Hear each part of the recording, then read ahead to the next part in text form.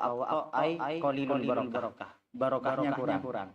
Oleh karena itu apapun yang kita lakukan khususnya dalam ibadah, apalagi yang bernilai kebaikan di dalamnya, perlu untuk dimulai dengan bismillah agar barokahnya semakin banyak. Abda'u bismillahirrahmanirrahim daimil isani abda'u ngawiti sapa ingsun.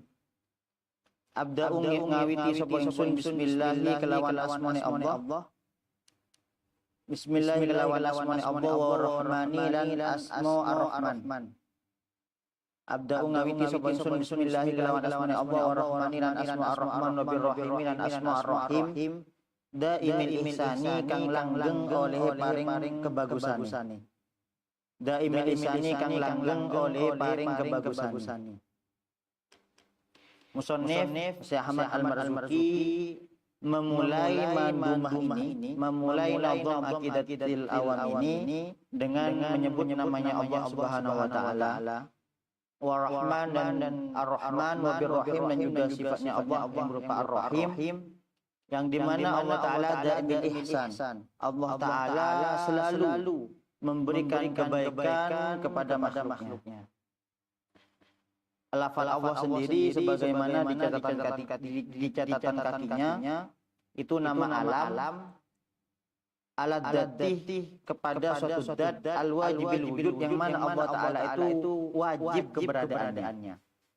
Kalau ada yang mengatakan bahwa Allah Ta'ala itu tidak ada, maka berarti fasid, batal, karena Allah Ta'ala itu wajib wujudnya. Wujudnya Allah Ta'ala itu wajib keberadaannya. Di mana Allah Ta'ala al-mustahiq li jami'il mahamid. Allah Ta'ala itu berhak atas segala pujian. Segala pujian yang ada di muka bumi ini itu kembalinya kepada Allah Subhanahu wa Ta'ala. War-Rahmani wa Rahim, kemarin juga sempat disinggung bagaimana perbedaan Ar-Rahman dan juga Ar-Rahim, di mana kami ulang sedikit, Ar-Rahman itu adalah sifat kasihnya Allah Taala di dunia yang tidak tertentu kepada mukmin, tapi juga mencakup kepada orang kafir. Seperti rezeki yang diberikan oleh Allah Taala kepada para makhluk di dunia. Adapun Ar-Rahim itu sifat kasih sayangnya Allah Taala nanti di akhirat dan khusus kepada orang mukmin. Daimil ihsani, Allah Ta'ala selalu memberikan kebaikan kepada para hambanya. Artinya apa? Artinya apa yang kita dapatkan baik sebenarnya menurut versi kita itu tidak baik bagi kita, tapi sebenarnya itu baik indallah. Jadi apapun yang terjadi kepada kita, baik itu mungkin musibah atau yang lainnya, itu sebenarnya itu baik bagi kita indallah. Jadi jangan sampai salah paham. Makanya di sini mutatabi'il aqa wal in'am di ibadihi min kita. Allah selalu akan memberikan kebaikan-kebaikan dan kenikmatan-kenikmatannya kepada para hambanya tanpa putus. Selalu diberikan. Makanya Allah Ta'ala kan selalu mewanti-wanti kita di dalam Al-Quran untuk meminta kepada Allah Ta'ala. Jangan canggung kepada Allah Ta'ala. Karena yang memiliki sesuatu itu adalah Allah. Segala sesuatu ini miliknya Allah Ta'ala. Jadi jangan canggung untuk meminta kepada Allah Ta'ala. Dawahnya Allah Ta'ala, ud'uni astajib lakum. Berdoalah kalian semua, maka aku akan memberikan. Lah adapun pemberiannya Allah Ta'ala itu terkadang memang tidak mesti sesuai dengan keinginan kita. Karena apa? Karena Allah lebih tahu daripada kita sendiri. Misal kita berdoa, minta mobil, minta kekayaan, selama bertahun-tahun kok tidak diberikan oleh Allah Ta'ala, mungkin bisa jadi Allah Ta'ala tahu kalau kita diberikan itu, kita akan sombong, kita akan ria, kita akan ujub dan seterusnya. Sehingga kemudian yang diberikan Allah itulah yang terbaik bagi kita, bukan indah kita, tapi indah Allah. Patokannya itu indah Allah.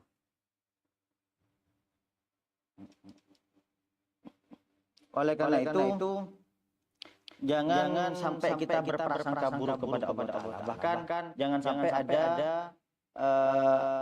keyakinan bahwa Allah Ta'ala tidak senang kepada kita. Jangan. Diceritakan di dalam kitab Qawmi Utuyan, karyanya Syekh Nawawi Al-Bantani, ada cerita menarik di mana pernah suatu ketika Syekh Afifuddin, salah satu ulama besar di kota Mesir, beliau az-zahid, orangnya zuhud, tidak senang dunia. Dunia tidak ada di hati beliau.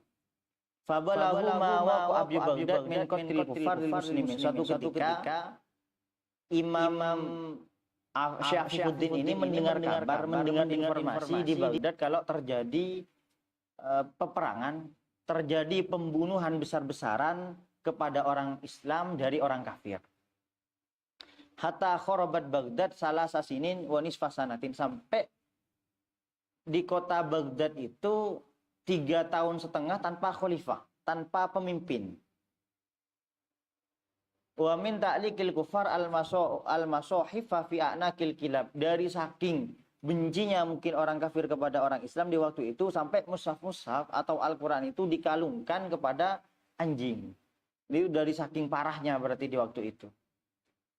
Kemudian bukan hanya itu, kitab-kitab umat Islam di perpustakaan, di rumah-rumah mereka, di perpustakaan pribadinya para ulama itu diambil semuanya, kemudian dibuang ke tepi lautan, sampai dari saking banyaknya kitab yang dibuang sampai membentuk sebuah jembatan yang mana seandainya kuda lewat di atasnya itu bisa, dari saking banyaknya kitab yang dibuang.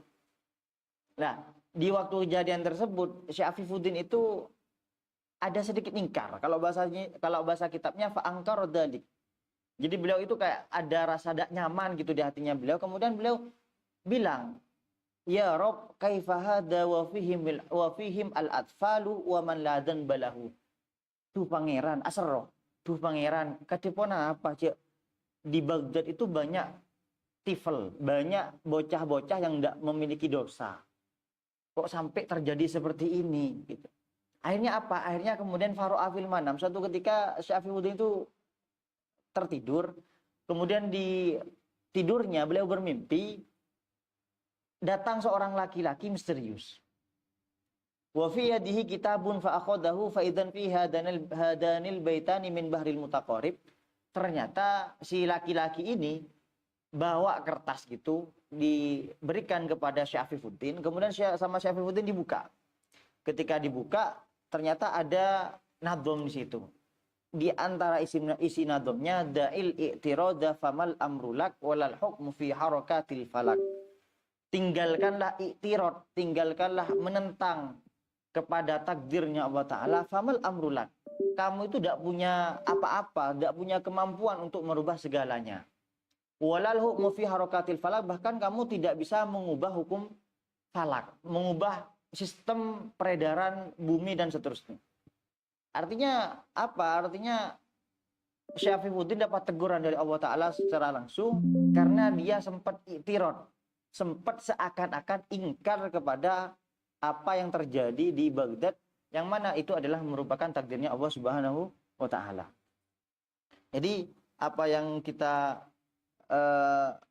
yang terjadi kepada kita, baik itu baik maka disyukuri, kalaupun musibah maka harus sabar. Innallaha ma'as sabirin. Walhamdulillahil qadimil awwali wal akhiril baqi bila tahawuli. Walhamdu maka utawi sekapene puji, walhamdu maka utawi sekapene puji. Lillahi iku kadue Allah, lillahi iku kadue Allah al-qadimi kang dingin, al-qadimi kang dingin.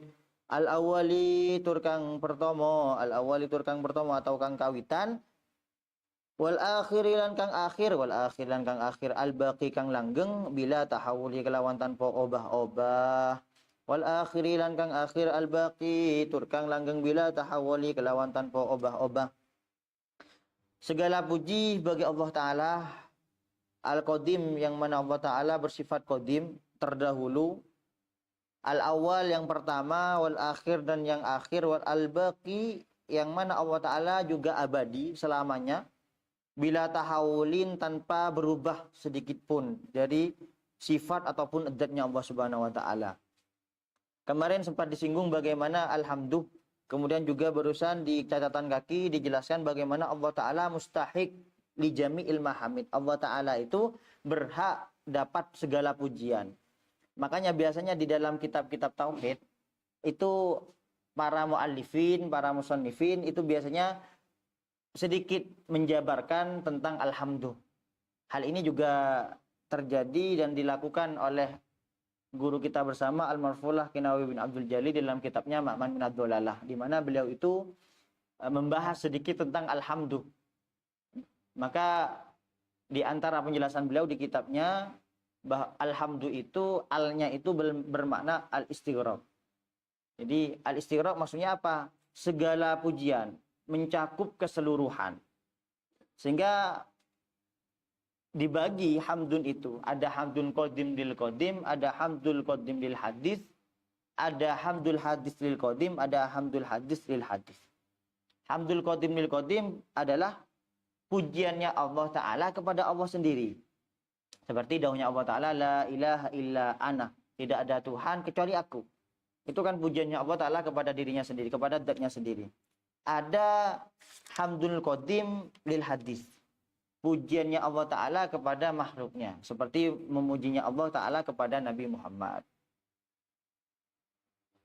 Kemudian ada hamdul hadis lil qadim, pujiannya makhluk kepada Allah Ta'ala. Subhanallah, alhamdulillah, la ilaha illallah. Itu semua pujiannya makhluk kepada Allah Ta'ala. Dan yang terakhir adalah hamdul hadis lil hadis, pujiannya makhluk kepada makhluk yang lain. Kita memuji kepada fulan, oh fulan itu ganteng, oh fulan itu pinter, oh fulan itu cerdas. Semuanya itu dari 4 macam hamdun itu kembalinya semuanya kepada Allah Ta'ala.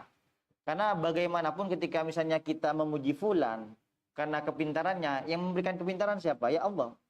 Maka baik pun kita nanti memuji kepada makhluk, ujung-ujungnya kembalinya kepada Allah Subhanahu wa Ta'ala. Segala puji bagi Allah Ta'ala yang mana Allah Ta'ala Al-Qadim. Al-Qadim maksudnya alladzi la awwala lahu wa la akhiralah.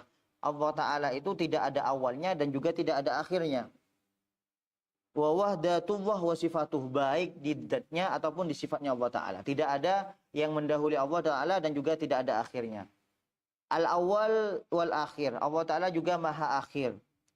Jadi segala sesuatu ini kan akan musnah, akan binasa, kecuali Allah Subhanahu wa Ta'ala, zat yang maha menguasai segalanya dan beliau memiliki sifat al-akhir.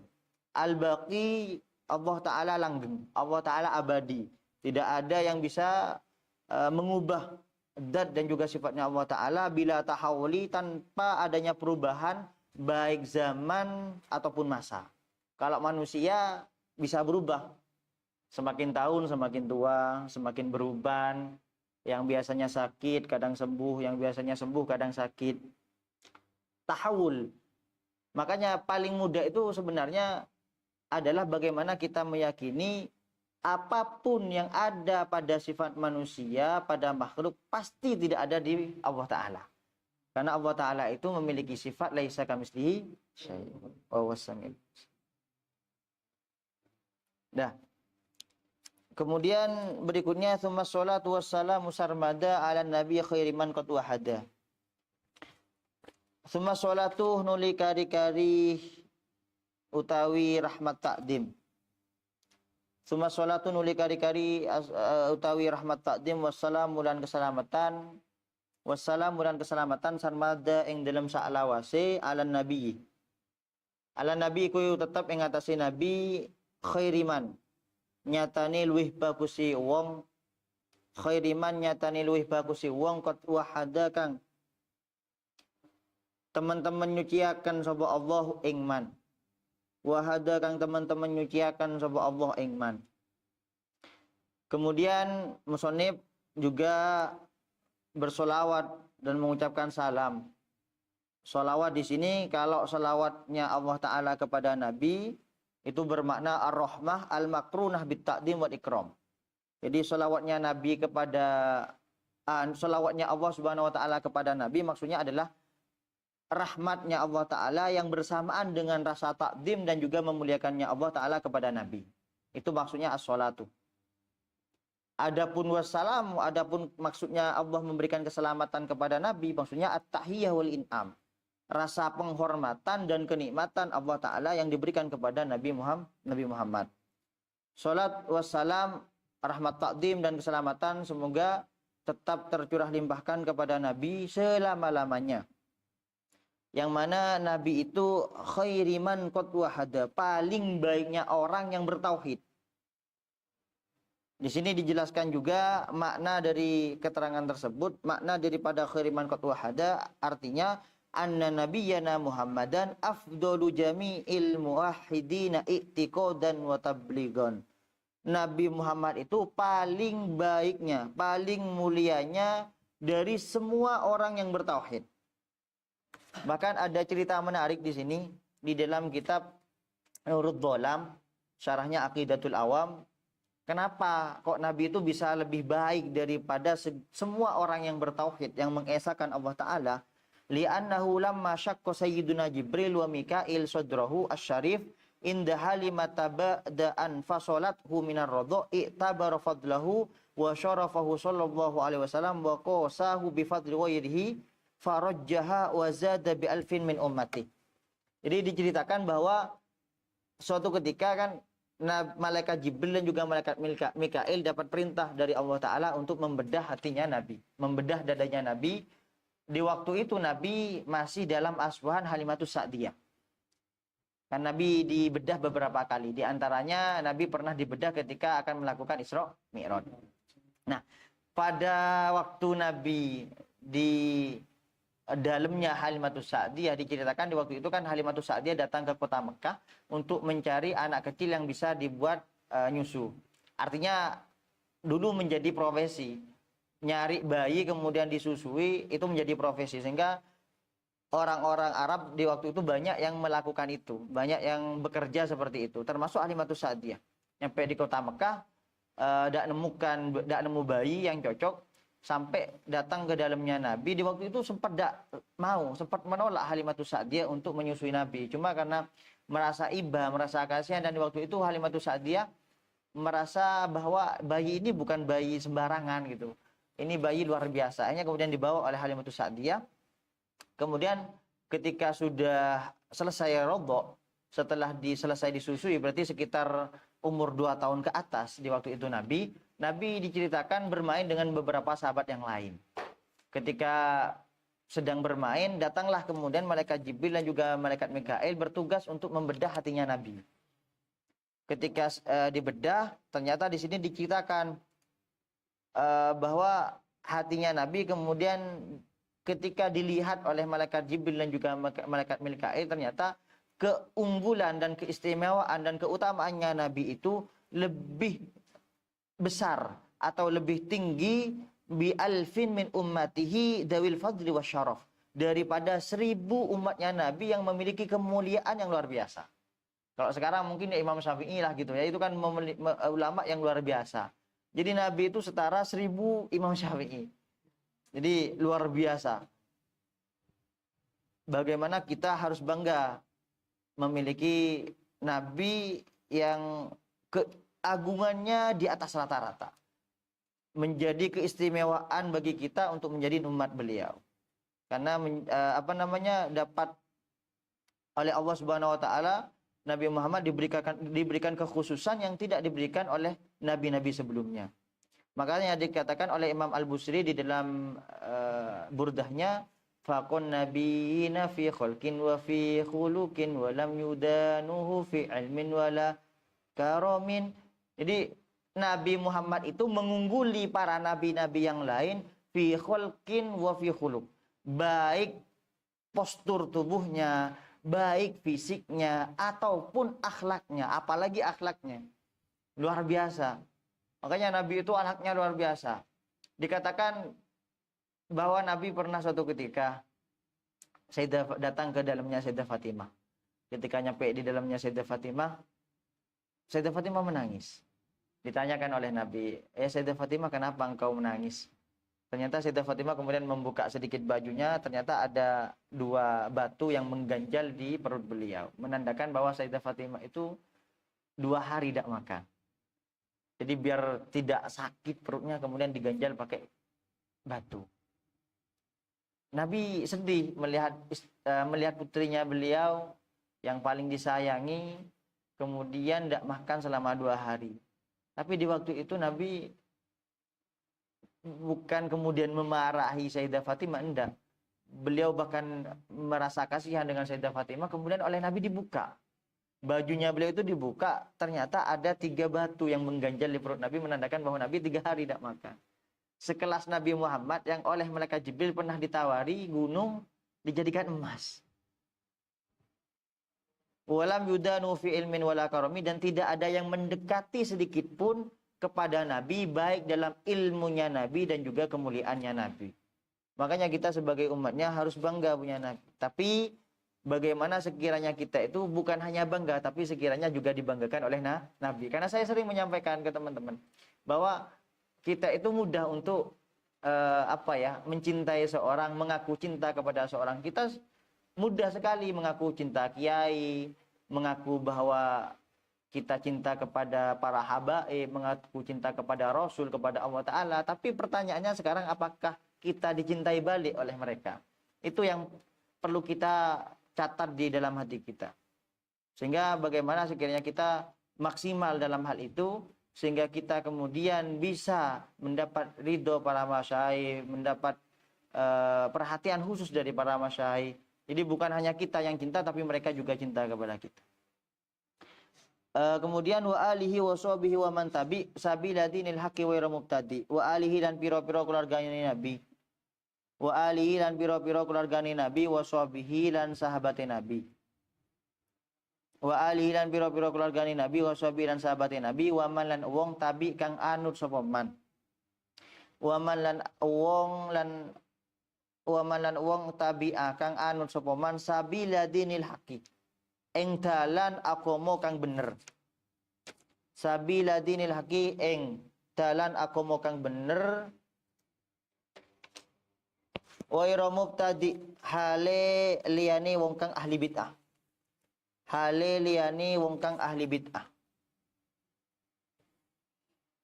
Kemudian musannif melanjutkan nadhamannya, salawat kepada Nabi, salam kepada Nabi, kemudian juga wa alihi, kepada semua keluarganya Nabi Muhammad SAW. Dikatakan di sini di dalam catatan kaki, hum jami'u ummatil ijabah. Maksudnya alihi di sini, maksudnya keluarganya Nabi di sini adalah semua umat ijabah. Ada umat ijabah, ada ummatud dakwah. Ummatul ijabah itu umatnya Nabi yang beriman kepada Nabi. Ya kita, semoga kita sampai nanti wafat ditetapkan iman. Jadi ummatul ijabah adalah umat yang menerima ajarannya Nabi. Nah, mengikuti pendapat ini berarti kita selalu dapat doa ketika wa alihi itu disebutkan. Kenapa? Karena termasuk wa alihi, termasuk keluarganya Nabi adalah kita sebagai ummatul ijabah. Adapun ummatud dakwah adalah umat secara keseluruhan, termasuk orang kafir juga ummatud dakwah. Karena Nabi juga berdakwah tidak hanya kepada orang Islam saja, juga kepada orang kafir. Nah, ini sesuai dengan hadisnya Nabi, alu Muhammad kullu taqiyyin. Keluarganya Nabi Muhammad itu adalah semua orang yang bertakwa. Takwa itu apa? Yang bisa menjalankan perintah Allah dan juga Rasulullah, dan bisa menjauhi larangan Allah dan juga Rasulullah. Nah, wa huwa al-ansab bi maqami du'a walau asin.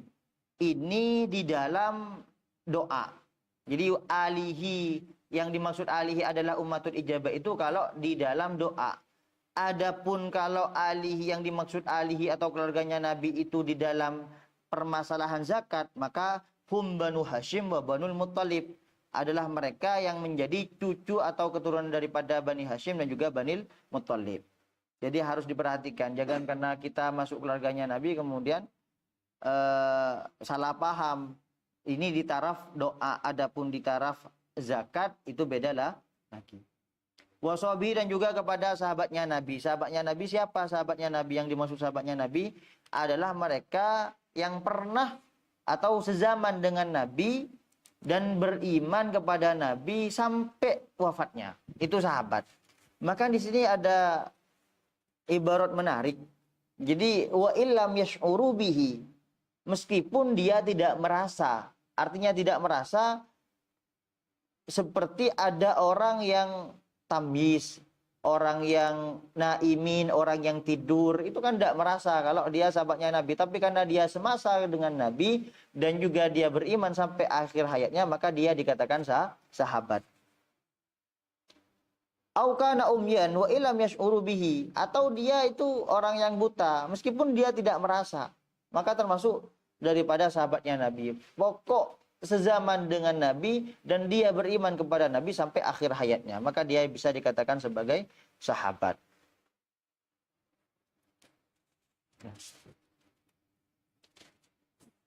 Kemudian waman tabi, dan orang yang mengikuti sahabatnya Nabi. Waman tabi maksudnya di sini adalah at-tabi'in. Tabi'in itu adalah orang yang menututi sahabat. Jadi mereka yang menututi sahabat, tidak menututi kehidupannya Nabi, tapi beriman kepada Nabi, itu disebut dengan tabi'in. Wa hum jami'u man ata ba'da sahabah minal mu'minin ila yaumiddin. Sabila dinil haqqih, dan orang-orang yang mengikuti para sahabat sabila dinil haqqih, di jalan kebenaran, yaitu agama Islam. Kenapa kok agama Islam? Karena sesuai dengan firman Allah Ta'ala, innad dina indallahil Islam. Sungguhnya agama yang diridhoi oleh Allah, diresmikan oleh Allah Subhanahu wa Ta'ala adalah Islam. Selain Islam berarti termasuk agama yang tidak bisa diikuti. Wairu mubtadi, selain orang yang ahli bid'ah. Apa itu bid'ah? Bid'ah itu secara lugat maka namukhtari'an ala ghairi mithalin sabik. Sesuatu atau pekerjaan atau aktivitas yang tidak pernah ada contohnya sebelumnya. Contoh sederhananya tahlil. Kemudian juga ada selain tahlil biasanya maulid Nabi. Itu kan tidak pernah dicontohkan oleh Nabi di zamannya. Makanya itu dikatakan bid'ah. Wa syar'an ma ahdatsa ala khilafi amrin syari'. Secara syara' bid'ah itu adalah segala sesuatu yang menyalahi syariat. Nah, perlu dipahami di sini karena banyak sekali di luar sana yang membid'ah-bid'ahkan aktivitas kita di dalam beribadah kepada Allah Subhanahu wa taala. Di antaranya ketika tahlil, ketika maulid Nabi, ada orang yang mengatakan bahwa ini bid'ah, tidak bisa diikuti karena tidak ada di zamannya Nabi dan seterusnya. Jangan terprovokasi dengan hal itu. Kita harus paham bahwa bid'ah itu tidak hanya bid'ah dolalah. Sebagaimana yang dikatakan Imam Syafi'i bahwa bid'ah itu ada dua. Ada bid'ah sayyi'ah, ada bid'ah hasanah. Ada sesuatu yang diperbarui tapi sayyi'ah. Sayyi'ah berarti tidak sesuai dengan syariat Islam. Kalau bid'ah hasanah berarti bid'ah yang sesuai dengan ajaran Islam, dengan syariat Islam dan bisa diikuti. Contohnya sederhananya seperti tahlil, maulid Nabi itu tidak pernah ada di zamannya Rasulullah. Rasulullah tidak pernah maulidan, Rasulullah tidak pernah kemudian tahlilan. Cuma karena itu dianggap sesuai dengan syariat, maka diperbolehkan oleh ulama. Oleh karena itu ada logika sederhana. Pernah lihat ceramahnya Habib Jamal bin Toha Ba'agil. Di dalam tahlil itu katanya beliau kan ada beberapa bacaan seperti Yasin, kemudian juga ada Subhanallah, Alhamdulillah, La ilaha illallah, ayat kursi dan seterusnya. Di waktu itu Habib Jamal tanya, misalnya ada kerupuk ini halal katanya jamaahnya. Ada timun halal. Kemudian ada petis halal. Dicampur jadi rujak. Halal apa enggak? Halal. Sama dengan tahlil. Tahlil itu ayat kursinya boleh, sunnah bahkan. Subhanallah, alhamdulillah. Kemudian dicampur dikatakan bid'ah, tidak boleh dilakukan. Ini kan logika rusak. Ya sederhananya kayak rujak itu. Timunnya halal, semuanya halal. Ketiga dicampur kemudian haram. Kan lucu. Sama dengan itu. Tahlil juga seperti itu. Dari awal sampai akhir mana ada bacaan yang menyalahi syariat. Semuanya ada ajarannya. Baca ayat kursi, baca subhanallah, baca alhamdulillah. Waktu sekarang banyak orang yang membid'ah-bid'ahkan. Kemana gitu. Makanya kullu bid'atin dholalah kan gitu kan. Wa kullu dholalatin finnar. Setiap perkara yang bid'ah itu dolalah kesasar, itu perlu ditafsiri lagi. Karena ternyata oleh ulama ada yang mengatakan bahwa kullun di situ bukan bermakna kullun tapi ba'dun. Jadi ba'dul bid'ah dolalah. Sebagian memang ada hal-hal yang tidak pernah dilakukan Nabi dan bertentangan dengan syariat itu banyak. Dan itu yang tidak boleh diikuti. Jadi ba'dul bid'ah, sebagian daripada bid'ah, berarti sebagian yang lain boleh. Dah.